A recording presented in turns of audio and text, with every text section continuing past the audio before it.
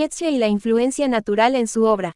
En los recónditos jardines y bosques, donde el susurro del viento se entremezcla con los pensamientos más profundos, el filósofo alemán Friedrich Nietzsche halló un santuario para dar vida a sus ideas.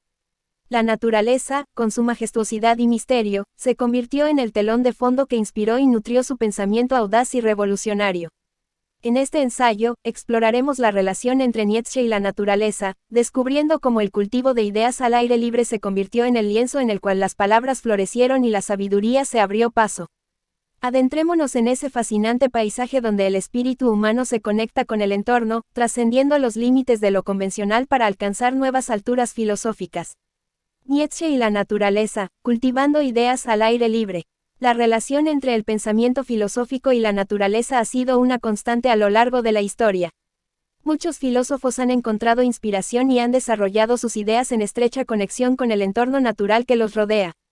Friedrich Nietzsche, el influyente filósofo alemán del siglo XIX, no fue una excepción. Gran parte de su obra y reflexiones fueron concebidas en jardines y bosques, convirtiendo la naturaleza en un telón de fondo constante para sus pensamientos. Nietzsche tenía una profunda afinidad con la naturaleza y reconocía su poder para despertar y estimular la imaginación humana. Consideraba que el contacto con la naturaleza era esencial para el desarrollo del espíritu humano y la generación de ideas originales. En sus caminatas solitarias por los paisajes naturales, encontraba la tranquilidad necesaria para reflexionar y explorar los límites del pensamiento. Uno de los lugares más emblemáticos donde Nietzsche cultivaba sus ideas al aire libre era el Parque Sils Maria, en los Alpes suizos. Este paisaje montañoso y sereno se convirtió en un refugio para el filósofo, ofreciéndole un ambiente propicio para la contemplación y la creatividad. Fue en este entorno donde Nietzsche escribió gran parte de su obra maestra, Así habló Zaratustra, una obra que expresa su visión del superhombre y la necesidad de trascender las limitaciones de la moral y la sociedad convencional. En sus numerosas cartas y escritos, Nietzsche expresaba su admiración por la belleza de la naturaleza y cómo ésta se convertía en una fuente de inspiración para su pensamiento. Para él, la naturaleza no solo era un escenario estético, sino que también encarnaba principios filosóficos profundos. Observando el orden y la armonía presentes en el mundo natural, Nietzsche encontraba analogías y metáforas que iluminaban sus teorías sobre la voluntad de poder, la moralidad y el papel del individuo en la sociedad. La conexión de Nietzsche con la naturaleza no se limitaba solo a la contemplación pasiva. También tenía una relación física y activa con ella. Nietzsche era un ávido excursionista y escalador, y estas actividades le permitían experimentar directamente la fuerza y la energía de la naturaleza. En su libro, El viajero y su sombra, describe cómo las caminatas largas y agotadoras por los paisajes montañosos le daban una sensación de euforia y libertad. Estas experiencias físicas intensas se entrelazaban con sus reflexiones filosóficas, alimentando su creatividad y contribuyendo a su visión del mundo. Además de los paisajes naturales, Nietzsche también encontraba inspiración en los jardines. Consideraba que los jardines eran espacios donde la naturaleza se moldeaba y se expresaba de manera artística. En su obra, Humano, demasiado humano, compara el proceso de cultivar un jardín con la tarea de cultivar el pensamiento y las ideas.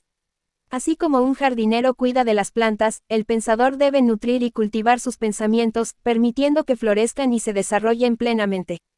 Para Nietzsche, los jardines representaban un equilibrio entre el orden humano y la naturaleza salvaje.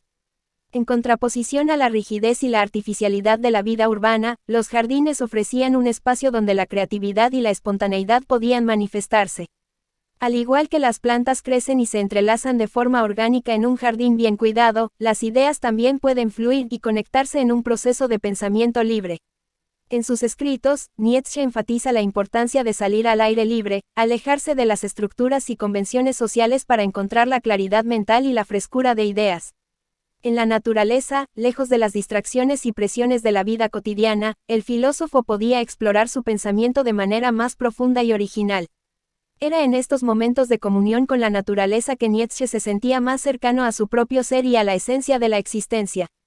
No obstante, es importante destacar que Nietzsche no solo encontraba en la naturaleza un espacio de serenidad y contemplación. También percibía en ella un carácter intrínsecamente caótico y destructor.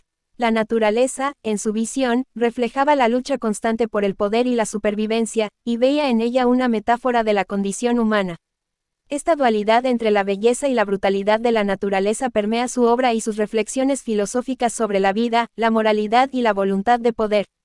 En conclusión, Friedrich Nietzsche, uno de los filósofos más influyentes de la historia, encontró en la naturaleza un entorno propicio para el cultivo de sus ideas. Sus caminatas por paisajes naturales, su relación física y activa con la naturaleza y su aprecio por los jardines como espacios de libertad y creatividad, demuestran cómo la conexión con el entorno natural influyó en su proceso de pensamiento. La naturaleza se convirtió en un telón de fondo constante para sus reflexiones, inspirándolo y proporcionándole una perspectiva única sobre la vida y la condición humana. En última instancia, la relación de Nietzsche con la naturaleza nos recuerda la importancia de la conexión con el entorno natural como una fuente de inspiración y enriquecimiento para el desarrollo del pensamiento y la creatividad humana.